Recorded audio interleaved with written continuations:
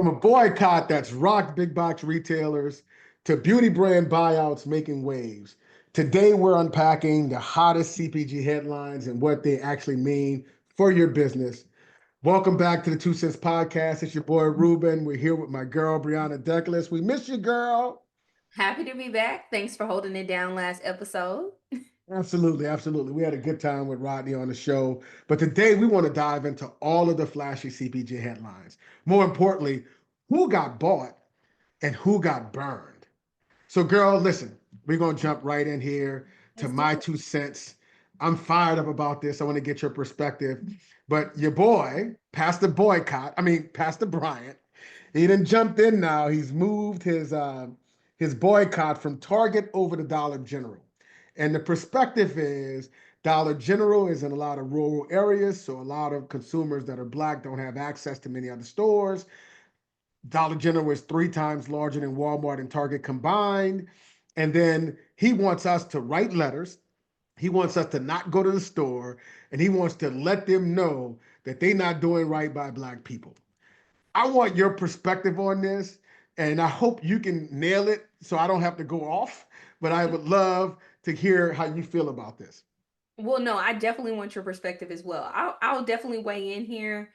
This is my first thing, and this is not to totally bring up the Target conversation again, but I feel like I have to add this level of context before I can give my 2 cents on this Dollar General piece. Um, what he was calling people to do at Target is not actually helping these black and brown brands on the shelf. These brands have contracts with Target already. Their product is either going to be severely discounted because the units haven't moved, or they're going to lose distribution. And so, not walking the aisles of Target and not spending your powerful dollar on these black and brown brands in Target is not enabling or helping or supporting these founders that are already in business with this retailer. Secondly, pivoting to the Dollar General piece, I'm sorry, but this is not the call your senator model, okay? Like, to be clear, this is not politics because guess what? Dollar General doesn't care if Bobby, Sally, and Sue don't like that they don't have oranges and tomatoes at their Dollar General. And I'm saying that as someone who is from Louisiana. My family lives in rural Louisiana, and we don't have that many grocery stores. We don't have that many places where my family members can go and get fresh produce unless they're driving, miles down the road to make it to the closest Walmart. And I guess my question here is what are we expecting a retailer to do for a community that they never signed up to do? I guess is my question. Dollar General never said we're opening our doors to serve the black and brown community that lives in rural areas, and we're gonna make sure that they have healthy and nutritious meals. That is not their motto. Go on the website and look up what that motto of Dollar General is. I promise you, they never said that. I promise you. But what I'd say here is I don't think that the pastor has ill intent. I think he doesn't understand how to make true impact here. And I think that that's the important piece is that have him talk to some industry leaders, some retailer leaders, and really explain, hey, I like the initiative of you wanting to bring this community together so that they are being represented properly within the retail space and within the CPG space. 100%. I love that. I support it. I'll wear a t-shirt. But do I think that you should be telling people not to shop at Target and to be calling the phone a Dollar General? No, because guess what? You're probably going to get someone who's underpaid, that's maybe getting paid minimum wage, that's going to answer the phone and say, oh, okay, so you want oranges and you want cuties at your Dollar General. Okay, good to know. Hangs up the phone, doesn't write it down, because there's also probably not a centralized message that's being told to the Dollar General customer service people who's answering this phone. Also, to be clear. So I'll stop there. I don't want to get off my soapbox, and I love to hear your perspective. Oh, Brianna, you took me all over the place, and I love it because you were spot on, right? But let me try to sum this up this way. I used this term before when we talked about the boycotts, right? Right idea, wrong execution, right? Um, Listen, I think this approach is equivalent to having a urinating section in a swimming pool. It's just tainted, right? It's a tainted approach. Couple things, right? If you want to have impact, right, Mr. Preacher, right? Why not go after Walmart? Right? Let's be clear. You talk about, and this is what happens. We use data and we don't give context. Yes, Dollar General is 3 times the size of Walmart and Target combined. You know what he's talking about? Stores and locations, right? But guess what? 20,000 stores, 20,000 stores. Absolutely. Guess what, Pastor Boycott? Walmart's revenue was 16 times that of Dollar General. Walmart is 90%, is 10%, 10 minutes or less from 90% of the US population. You want to have impact, Mr. Boycott? Go deal with Goliath. Stop fooling with these small retailers or people who are already down, and so you're kicking them, right? He's giving credit saying that this boycott is the most successful since in the last 70 years. What is equivalent to is kicking someone while they're down. You ever seen a fight? Someone is getting beat up pretty bad and someone throws a kick in and feels like he did something. That's what we're doing here. Target's stock, for perspective, right? In November of 2024, November 19th was $156. November 20th, it went to $122. You know what that meant? Walmart had already spoken. Target was already in trouble. They had already called out the fact that they just didn't have what it takes to get things to the next level, requiring them to really change their strategy. Yes, the boycott has had some short-term impact. It's impacted traffic. But guess what's up in Target? They're buy online and pick up at the curb. So people not going in the store, but people still getting their Target stuff. And so we need more organized strategies if we really want to have impact. And picking on little Dollar General ain't gonna get it. So Pastor Jamal Bryant, I'm here to tell you, right idea, wrong strategy. Figure it out, brother. Get some planes, trains, automobiles, and some advice to do the right thing in the right way. I rest my case.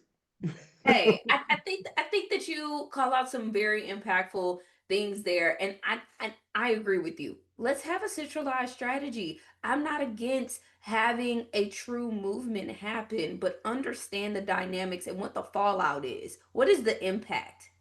To your point, last statement I'll make here, right? You talk about the impact. And so to punish Target for rolling back DEI policies that impact their employment base at the expense of Black funders or CPG brands that are at their shelf has a far greater impact, right? DEI policies mean less investment, less promotion for minority employees. Not having people walk through those doors and buy that product mean you're impacting the economic value to those brands that, oh, by the way, are fueling the economy at some sort of fashion. And so your intent is having a negative consequence that's impacting the economy. Think about that. So I'm actually going to pivot away from the items that have a barcode and let's talk about beyond the barcode. We have seen some crazy acquisitions that have been happening Absolutely. in the CPG industry lately. I'm talking about billion-dollar paydays, the acquired taste, Poppi being bought by Pepsi for nearly almost a $2 billion deal. Insane to see, but also Rhode Beauty being bought. This is fresh off the presses. A $1 billion deal with e.l.f. Beauty. Wow. Wow, wow, wow. We have a lot to unpack here. I'm excited to talk about this. This is my Super Bowl. I know Reuben will also give some great input, but I'm excited to talk through this stuff. Yeah, So, yeah, yeah, listen, I'd love to hear your perspective on this, right? I know you love this stuff. You're seeing the data all the time, so I'm sure you're going to have some fact-based point of view, and I'm going to add, my hilarious, sad, rational take on some of this. So shoot, go for yeah. it. So look, this is the thing. Let's look beyond the barcode, like I said, and let's just talk about how Rhode Beauty got into this position. It's a fascinating story. I think this is going to be a really nice case study that students will be studying and learning years to come in business school, because there's so many things that I see that Rhode has done right, and I have some things I just have a major question mark on. Why did e.l.f. take this leap of faith? So let's talk about the details of this deal. So Rhode was founded in June 2022 by Haley Bieber and two other parties as well. So owned by three people. This brand has only been around for, call it, 2.5, almost 3 years, right? They are only a digital native brand. They have no in-store distribution at all. That is a strategic plan that they chose to make. Tight product assortment. They only have 10 items total. So I'm gonna step out of this for a second. Brand founders, you don't need 50 different product offerings to be successful. Stop creating stuff for a single use idea. Okay, I'm gonna step back in. Hold on. Stepping back into my case study for a second. Um, Public service announcement for Breanna Deculus. and what I find to be so interesting is that they announced earlier this year that they were finally getting their first brick and mortar placement. Where at? Sephora. What does that tell you? Prestige brand. What else does that tell you? They know that they are a lifestyle brand. While they have some makeup, they have skincare. So they are coined as a beauty brand, not a makeup brand, not just a skincare brand, but a beauty brand. They're right in the middle. They are a bubble. That's important to call out as we talk about this. And the last thing that I'll say, this is the largest e.l.f. purchase they've ever made. The last purchase that e.l.f. made was only around, like, I say only, but $365 million. And now they're swinging for the fences with $1 billion business deal with Rhode. We got to talk through this. So, things that I find to be interesting: Rhode items are about 3 to 4x more expensive than a typical e.l.f. item, right? So when I think about the business model, the ownership, what happens to the actual product and the consumer experience of consumers who have purchased Rhode from the last 2.5 going on 3 years? And does any of that brand equity change, right? That's the first question that I think about. The second thing I think about is, how does Rhode see this business relationship as beneficial for them beyond just having the juice of, we are now a part of the e.l.f. manufacturing umbrella? Reason why I say that, this will be controversial, but right now Rhode holds all the cards. They just finally made the first decision of what retailer they want to go to. That's an exclusivity opportunity. I'm only in Sephora. So now the frenzy of, oh my God, it's in Sephora, let me go buy 10 things from Rhode. It'll be the whole dang portfolio because they only got 10 items. But I'm going to go buy all 10 things from Sephora because I'm so excited that I finally get to put my hands on it. These things are great, but what's the next step? How do they leverage this e.l.f. relationship and really get the juice out of now being a part of this umbrella? My take: they need to go land a drugstore placement. I think drugstores are dying, right? Everybody knows that. That is not new news. Traffic is down in these stores. The price point is high, and candidly, Rhode needs their next play, right? Particularly because details of this deal is they get $800 million in cash and stocks. They don't get that other 2 million unless Rhode actually performs and does well. So my take is, go to a retailer who needs you and their price point aligns with your price point, and maybe, just maybe, you go secure that other $200 million. Reuben, what's your take on that? Oh, you went ahead and gave me a thesis on this brand and its positioning. I love it, right? The history is important, and you made me think about some things differently because we didn't really chop it up too deep about this topic before then. But you said a lot of good stuff. Couple things, right? $1 billion sale, I would assume, because it's hot, sexy, and it's new. It's probably like a 10x multiple. So I would assume they may be around 180, $100 million EBITDA, somewhere in that ballpark. And so for that kind of investment, I think they may have a strategy. Let's be clear, e.l.f. is not that old. And No. so don't be surprised if e.l.f. is not positioned itself to be acquired by a larger beauty conglomerate, right? So we got to Mhm. keep that in mind, right? Because you're going to make different decisions there than if I was trying to buy and hold, right? Mhm. So I think your point is excellent. I love your Walgreens perspective. Makes a lot of sense. They need some new news. Why not jump into some kind of exclusive partnership relationship? I'm thinking of the Target Kate Spades example that happened last year that was really breakthrough. So I love Yes. that kind of idea. Here's the point. I think when you lean in this kind of investment, and to your point, else may not have the juice yet. I think you're banking on this hot new news. Everybody's going to want to come to the party. And so, Mhm. because everybody's going to want to come to the party, you're going to reach distribution points that you wouldn't already have gotten if you didn't have somebody like the beautiful Rhode on your arm, right? There are just some parties I've been able to get in since I was married to Tyra that I couldn't get in before Tyra, right? That's just part of the game, right? So I think that might be the play here. Whether it's going to be Yeah. successful or not, I don't know, because then the product still has to be good. It has to Right. have a unique market position. I don't know those things, but I know the brand looks sleek, it looks clean, tight assortment to your point. So I think they have a shot to show up to the dance. The question is, do they have the moves?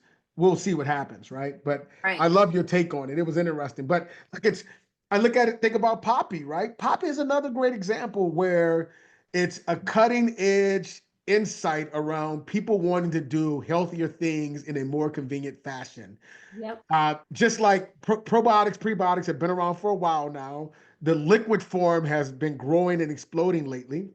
They have a pretty tight portfolio, so it's not a crazy deep assortment, but it's a running trend. And GLPs is a running trend. And so Pepsi is placing this bet that I can go from 1 to 10 by putting this in all my distribution points and seeing if we can really have the reach successful because I already have the distribution. So look, I think operational excellence is a key piece here. Having a sound brand and blocking and tackling with great fundamentals and foundation is important. But some of this comes down to if you have the influence, right? I looked it up while we're talking. I think Haley Bieber had like 50 million Instagram followers. Half of those folks just want to buy because they want to be a part of something, right? Absolutely. You're And talking so, about so those super fans that it that is you speak is about. equivalent to my mom. Every time my kids have a fundraiser, she's buying. She don't need nothing, she buying, but she buying, right? Because she's a super fan of her grandkids.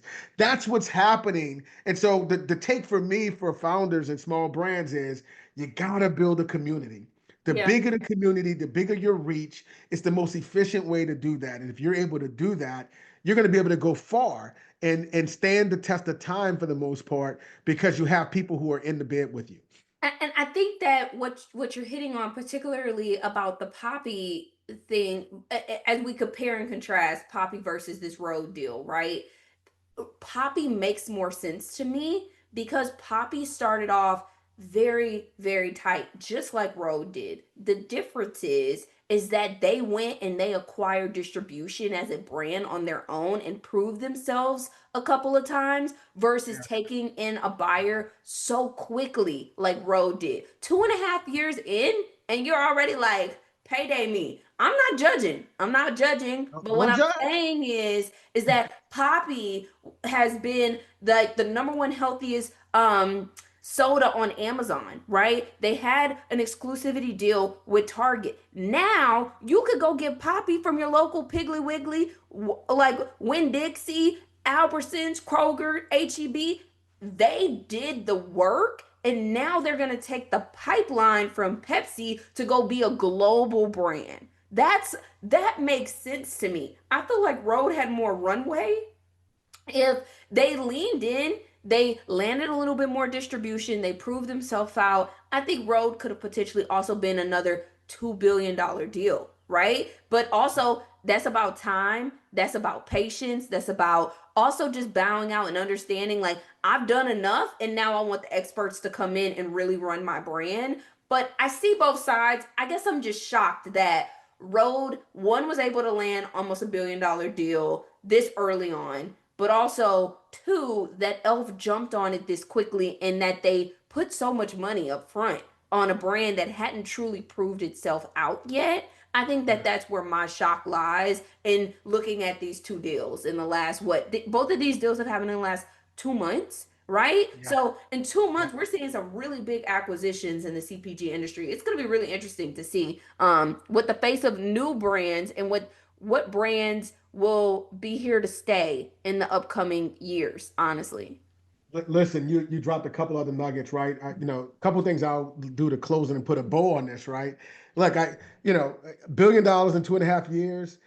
You can look at that a couple ways. I view it as a little bit of privilege, right? I used to always make the comment, I can't be mad Michael Jordan has 3 kids and I'm not one of them, right? okay, And so, Haley Bieber's in a good position, right? She has a pool of consumers that I don't care what she launches, people are going to buy it, right? And so it says, as a founder, build a community, build those super fans. You build those super fans, you have a lot of options, right? And so, look, I appreciate it. I ain't mad at it, but you're spot on. It's surprising, but not really surprised at the end of the day, right? Let's see if it has the stick to itness to hang around for a very long time. So love absolutely. it, love it. I love your point of view on it. So look, let's shift gears to shelf tests.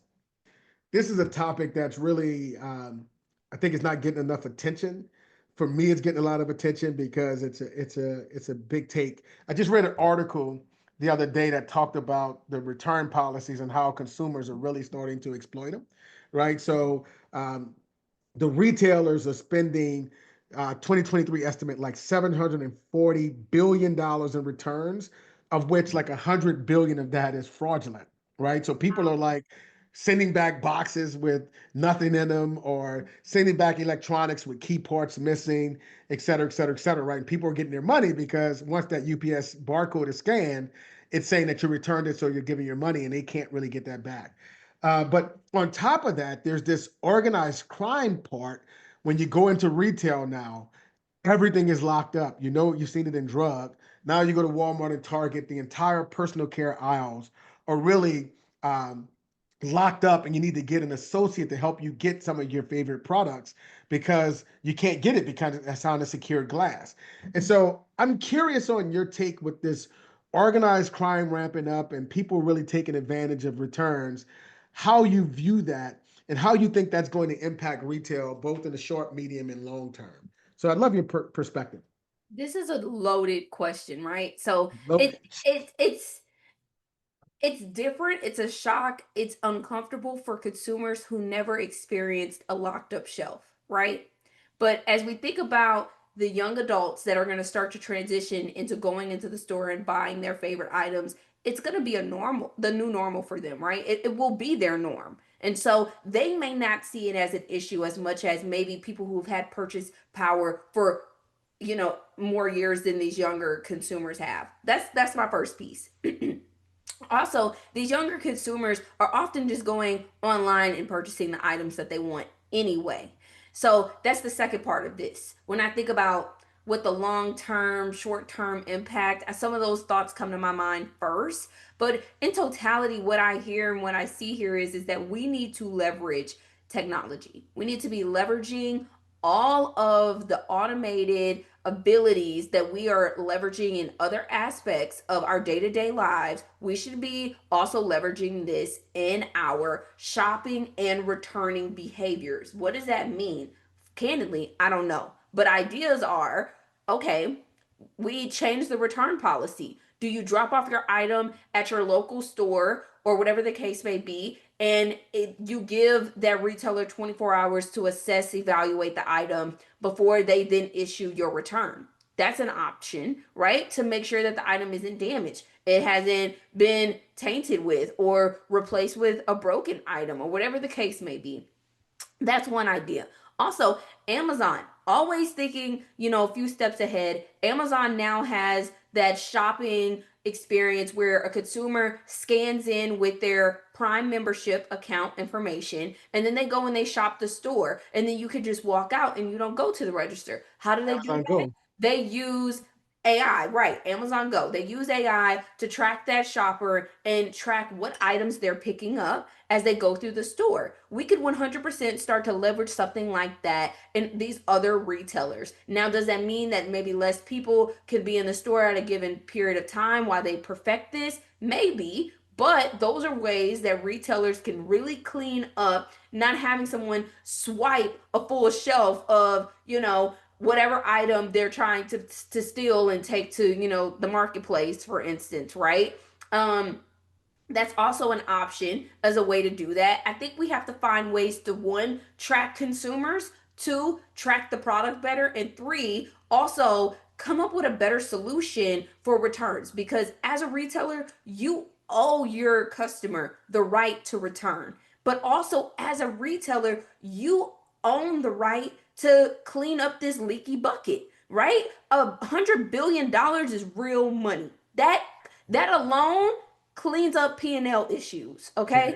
That alone then doesn't raise the cost for these brands to be on your shelf, which means that these brands then don't have to charge the consumer as much for an item, right? There's always cause and effect. And I think that there's a piece of that, of really understanding, hey, the more that y'all continue to steal items or tamper items, the more it's impacting you as a consumer at the end of the day. So I don't know. I was kind of all over the place. I don't have a real answer if that, if you didn't gather that, but those are some of my Yeah. thoughts.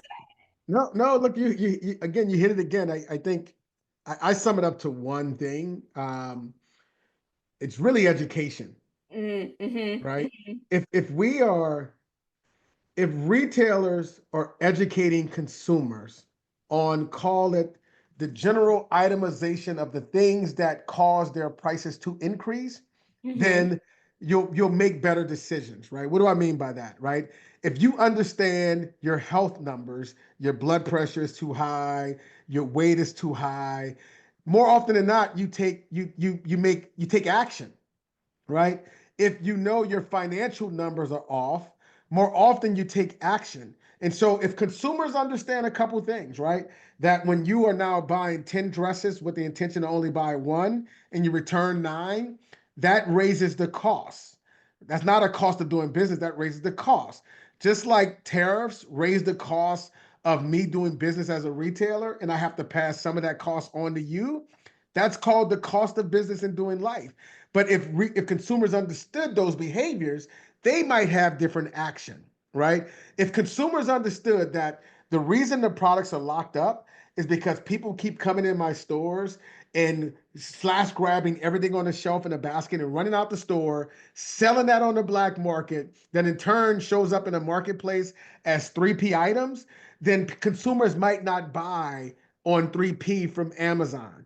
What happens? So do you mean that, like, maybe Reverend Boycott should be maybe pushing something like this? I don't It, know. Because this is real mm, impact. That's it real impact. sounds like you might be on to something. I don't know I don't if know. I've been Give told. give me Pastor Jamal Bryant's number. I think we need to have Hey, a why, conversation. why don't you send him a tweet?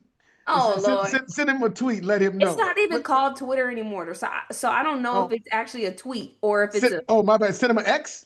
I, I don't even know. I don't even use it. So I don't know what the post would be called. Send him a message out on X and see if he Listen, let me replies. finish my point. But if consumers understood the impact, right? If they understood what of our behaviors or what of some of our community's behaviors that's causing a price impact, we might speak up about that. It's not Mm-hmm. snitching, it's about understanding what's driving my cost. If they understand what's driving my cost, then they might choose different decisions that will keep the cost lower. It's pretty Yeah. straightforward, right? But I don't know how brands survive in this. If I'm launching a brand now in the beauty or personal care space and I'm behind glass, I don't know how a consumer picks up my product, touch, feel, read the description to understand what's going on. And so I'm interested to see what technology comes out of that. You mentioned technology. I'd love to see in the returns using AI, right? Before it's shipped, it's scanned, it goes to your house. When you return it, it's scanned to see if what I'm getting back is like for like exactly what I put in the box, and I have the proof. You know who used to do that? There's a a retailer called box.com, right? They were an alternative to club. They would Mm-hmm. send you club items without the membership. But what they were having was a lot of returns saying that something was missing in their box. So what Mm-hmm. they started doing was when they shipped your box, they took a picture of your box and sent it to you as if the box was talking to you. But really what they were doing was saying, hey, I'm sending you a picture of what I sent to you So I know what's in this box. So don't come back to me with a return saying you're missing deodorant when I know I sent it to you because it's right here in the picture, right? So Right. there are cool ways to create gamification or use technology to really try to deter. Because at the end of the day, what we're trying to deter is deter the bad actors so that we can have the access to the products that make the most sense for us. Because at the end of the day, when theft goes up in a store, security goes up. When security doesn't work, you know what happens? Those stores pack up and they leave.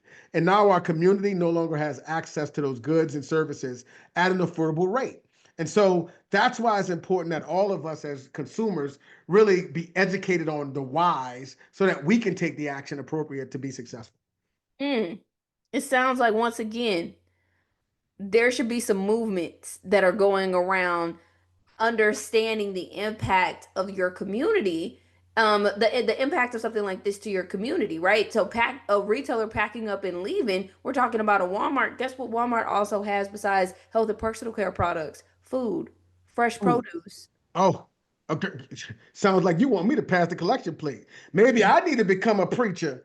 Maybe I need to go down to Atlanta and talk to Mr. Jamal Boycotts people to let them know what it really is. Mm-hmm. And with that, I think we hit the nail on the head with these different topics. Thank you so much for tuning in. Please like, comment, and subscribe. We are streaming on all streaming platforms and also on YouTube. So make sure that you comment your opinion. We love to have some conversations with you guys. And as always, thanks for tuning into the episode. And that's our 2 cents. That's a wrap. Bye. Bye, y'all.